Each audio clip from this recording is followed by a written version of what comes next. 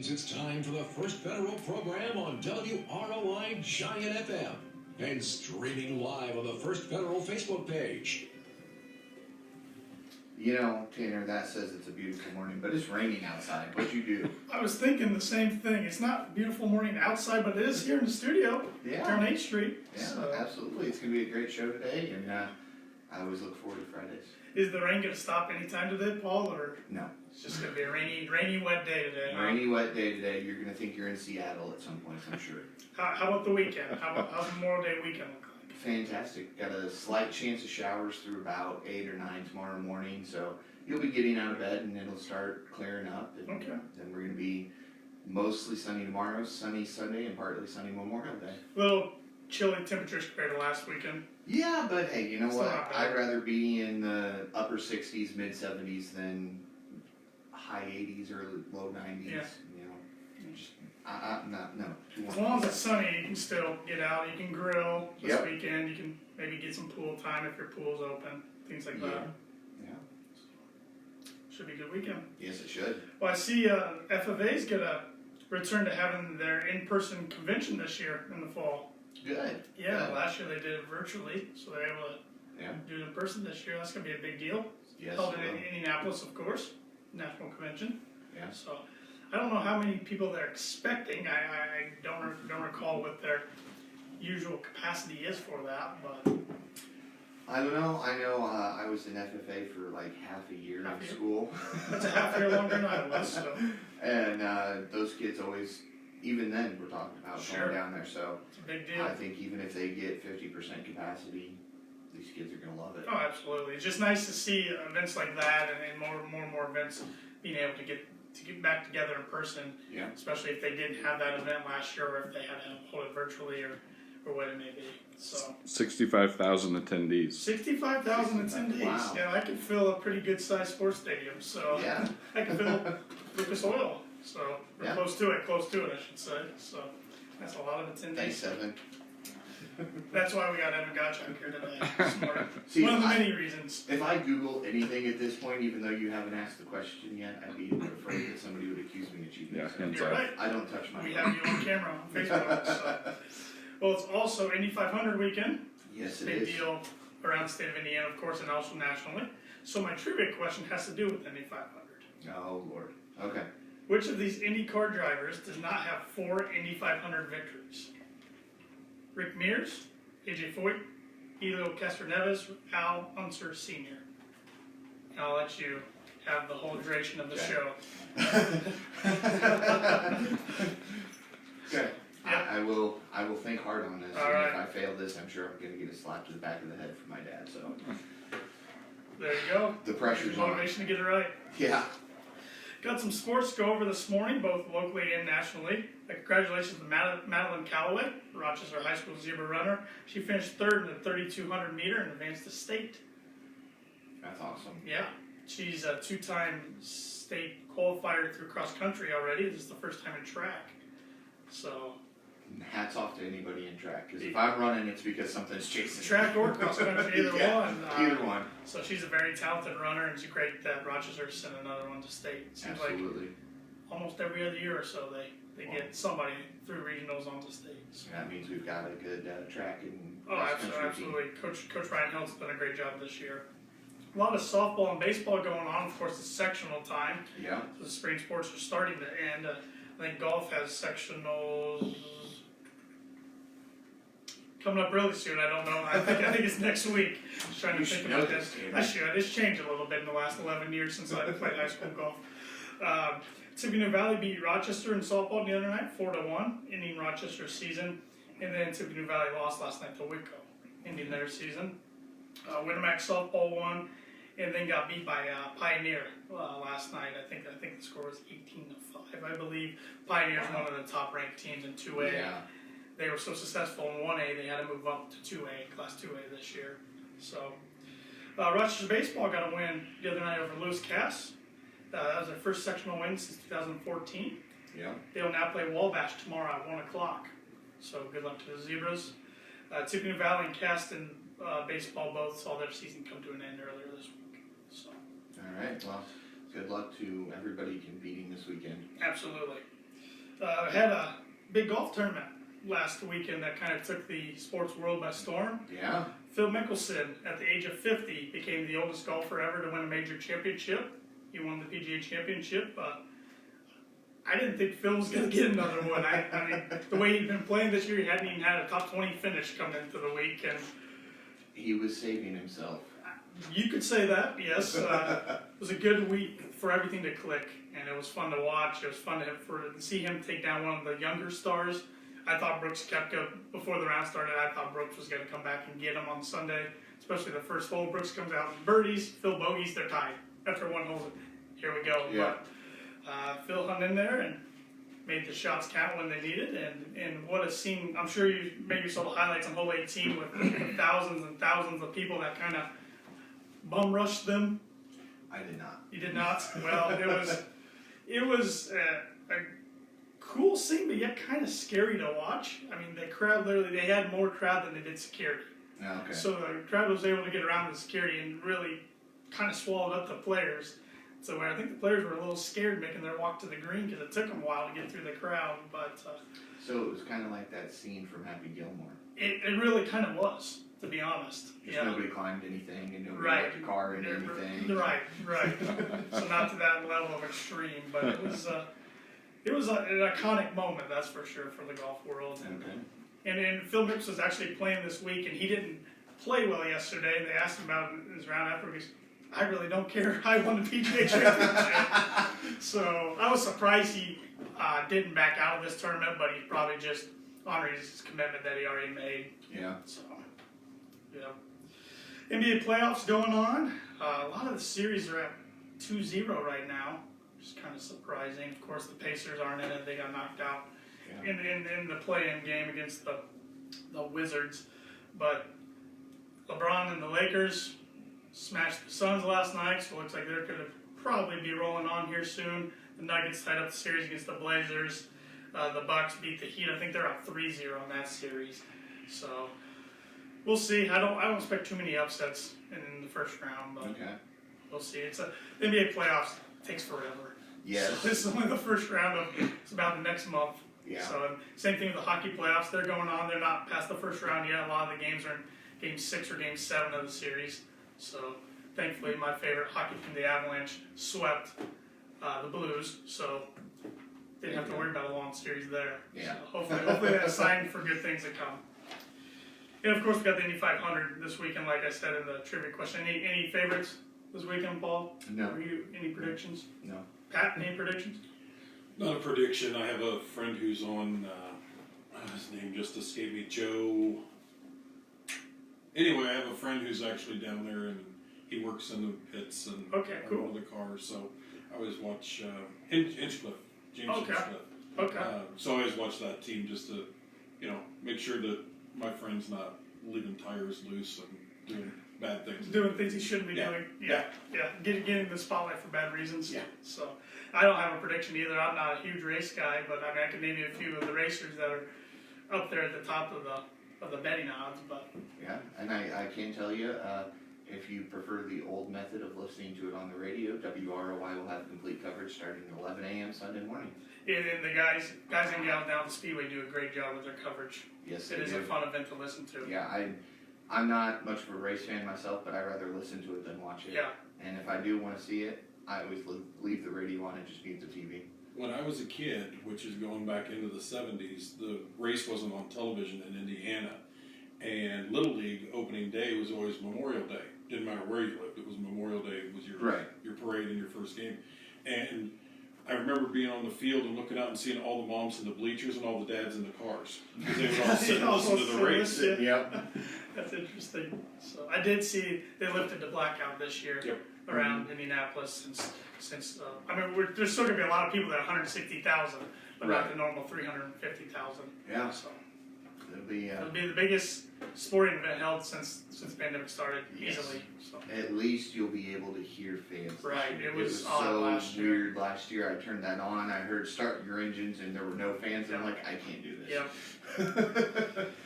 I got some tidbits here this morning. On this day in 1928, the Chrysler Corporation merged with Dodge Brothers Incorporated.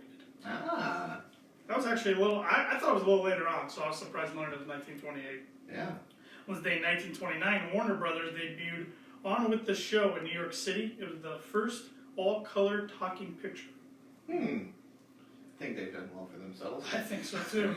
So is this company right here. On this day in 1953, the Walt Disney film Melody premiered in the Paramount Theater in Hollywood. The picture was the first 3D cartoon. Ah, interesting. And on this day in 1957, the National League club owners voted to allow the Brooklyn Dodgers to move to Los Angeles and the New York Giants to move to San Francisco, Okay. where they both are currently. Yeah. Today's National Hamburger Day.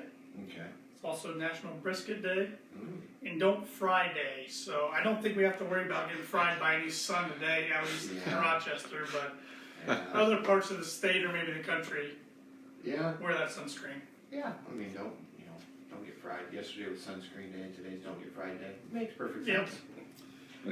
The city pool's going to open tomorrow, weather permitting, of course. Yes, and it looks like it should be fantastic weather for that to happen. Yeah. So that's. Unless they want to open at 7 a.m. Yeah. Hey, some kids will probably be primed and In ready line. to go. It wouldn't matter what time. Yeah. After not being able to swim last year, Yeah. we're ready to go.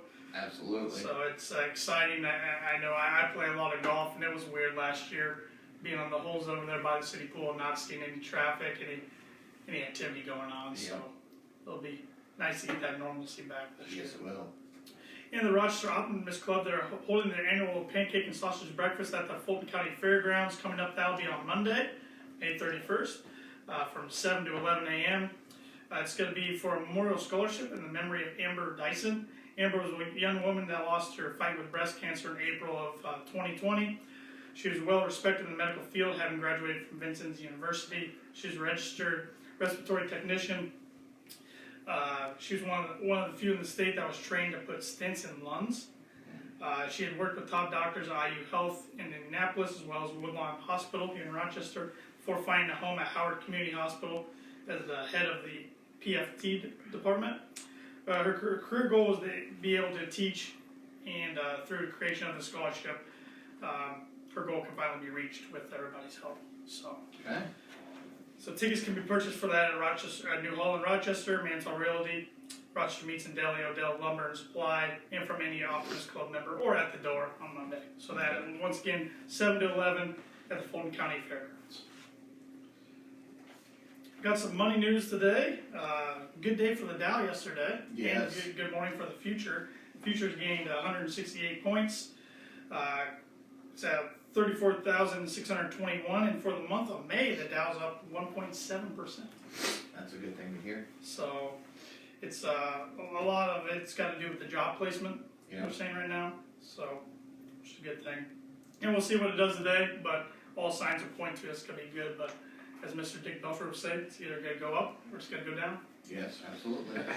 And another big thing with money news, I'm sure you saw this, Paul. Amazon bought MGM this week for $8.45 billion with a B dollars. Yeah.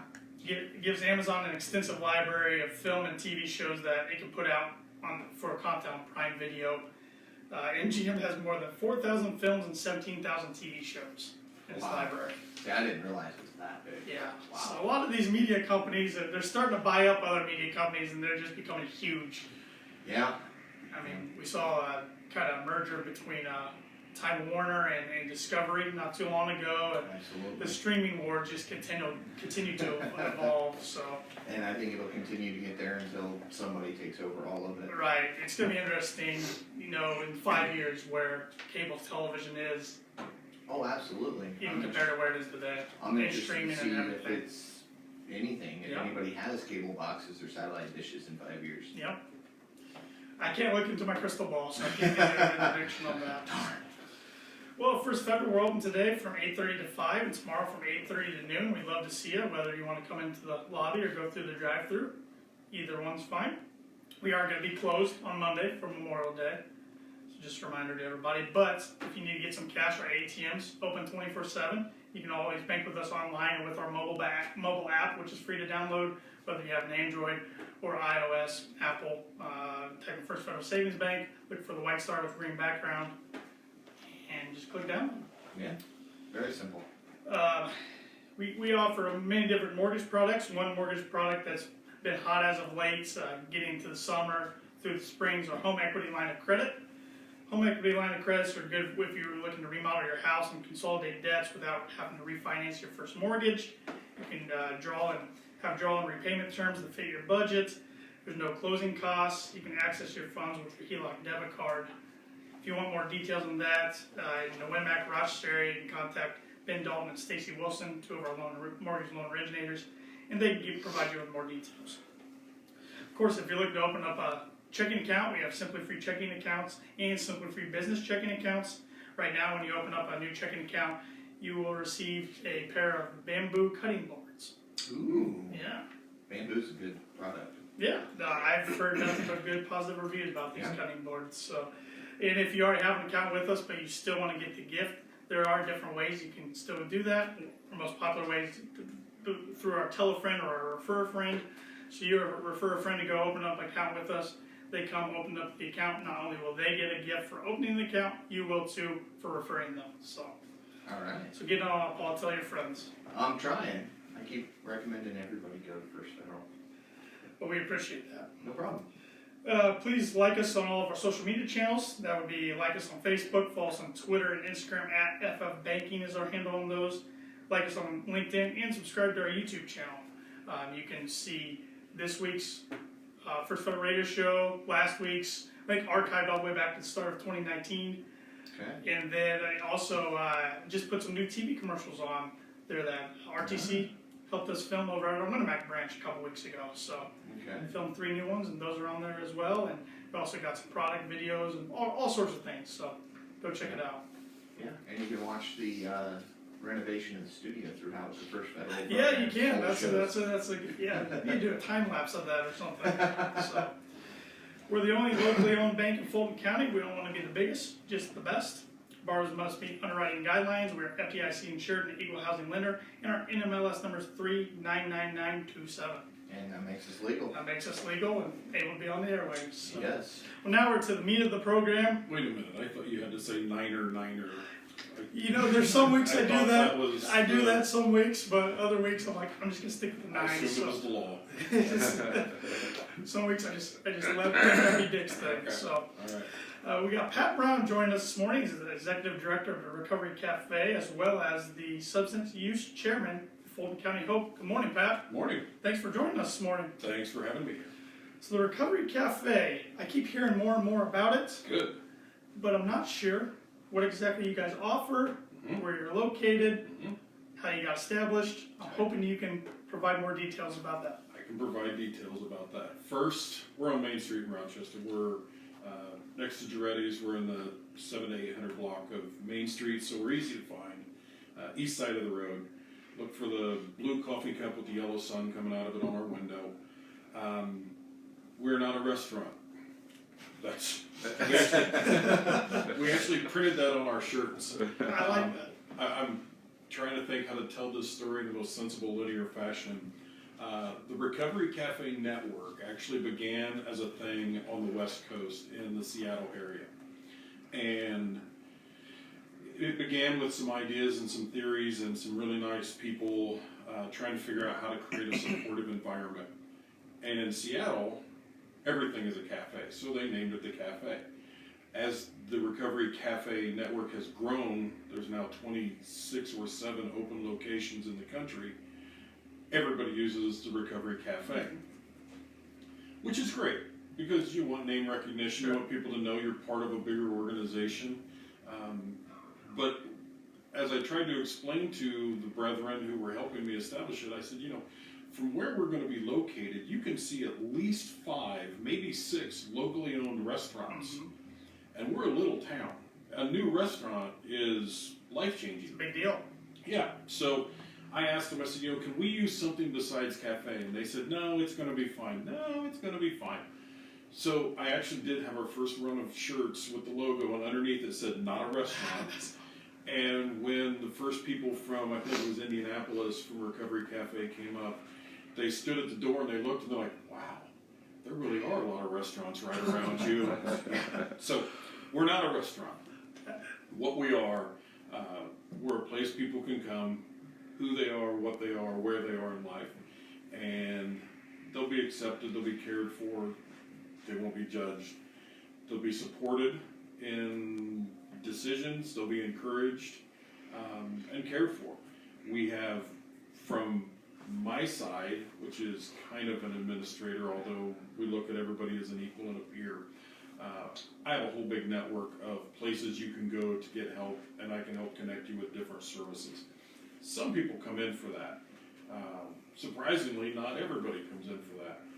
I had yesterday, sitting at my desk, I was doing something that didn't really matter, and one of our members came and sat down next to me. We just sat there and talked for a while, just a completely pointless conversation. And I looked over and this person was crying, and it happened, so I sat and gave them a minute, and this person looked at me and said, I can't believe there's a place I can come and people are just nice to me. Wow. So we live in what many of us experience as an idyllic community. Small town, you can know your neighbors, you know the people you do business with, your kids are safe, you go to Little League, but that's not everybody's experience. People who get involved or are in some way affected by substance use, by mental health, poverty, they live a different life here in Mayberry than what a lot of us do. And there's lots of good research, lots of great data out there on just the effects of a child on living in poverty. So say you're a single parent household and the parent works 2 part-time jobs, minimum wage and maybe just above minimum wage to keep the basics on the table. By 18 months, a baby in that household, a scan of their brain can already show changes and differences from a baby the same age who lives in a home with more economic stability. Wow. And that progresses and it gets more and more prominent as you grow up in areas of trauma. And a lot of areas of trauma have nothing to do with the kid. The kid is not the one who was, in poverty. They were born into poverty. The kid is not a single parent. They were born to a single parent. They don't have mental health issues. The parent has mental health issues. On and on and on and on. So when people talk about is addiction, which is a clinical term, is it hereditary? No. But if a child grows up in a home where there is a stressor like addiction, chances are their brain development will be impacted and they will be more likely to have issues as they grow older too. Science is astounding when you sit and read it, and I spent about 3 years doing nothing but reading the science, and from that I figured out the words in red in the Bible are really the guidebook to life. Be nice. Be generous of spirit. Be generous with your gifts. Help when you can help. Lovingly help. Sometimes help is no, Sure. but it's no, let's look at this instead. So I'll take a breath and let you come up with the next question, but that's kind of the evolution of how we got to where we are.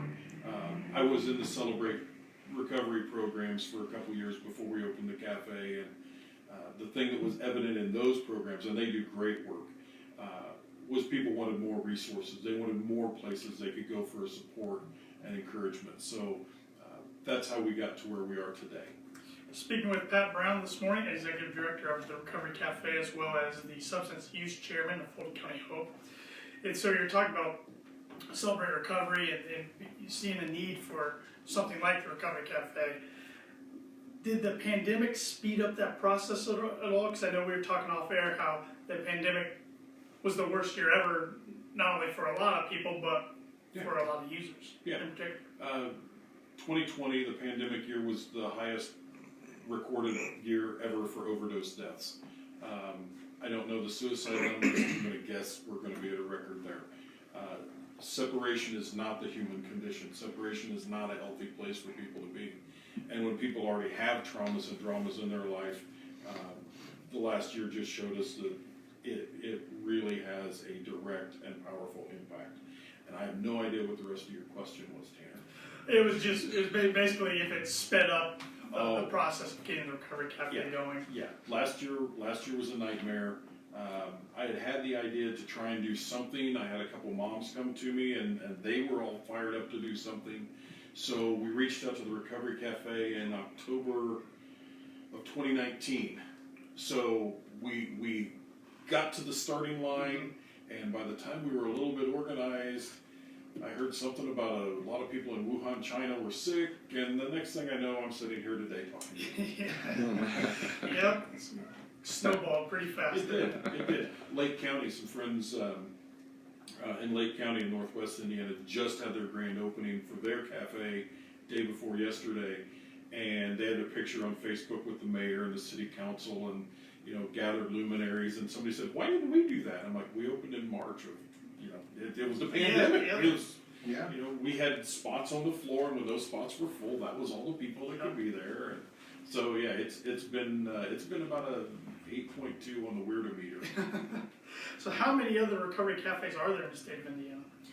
There are open Lake County, Tippecanoe County in Lafayette, Indianapolis, and Muncie. Muncie has opened. They're our peer. We filed and we started at the same exact time. Muncie took a different tack so far, and this is going to change quickly, but so far Muncie has been all online. Okay, wow. We chose to dive in and take whatever restrictions the Sure. health department put on us and open in 3D land. Mm-hmm. Was that a difficult decision to make, or was it kind of? I didn't think so. I didn't. I'm not unreasonable. I don't think I'm a zealot. But my wife, who is my counterbalance to when my imagination goes too far, she said, this isn't, just the flu. There's 500,000 people who've died.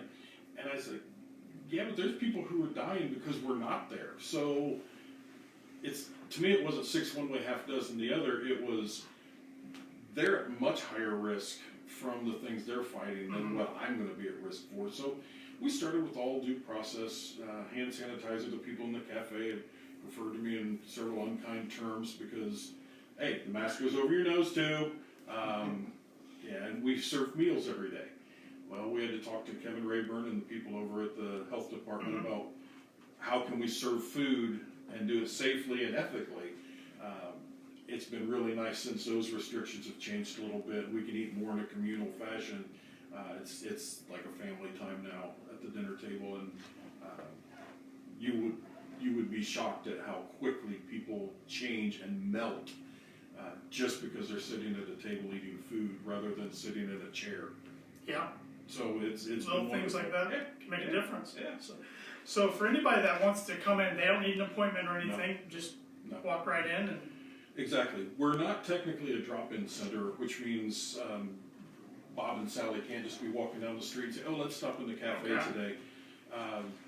The way the Cafe Network has it set up, the people who come to us and join us are members. Okay. The cost of membership is only 3 things. No active use of any alcohol or drug for 24 hours, which is just kind of cursory.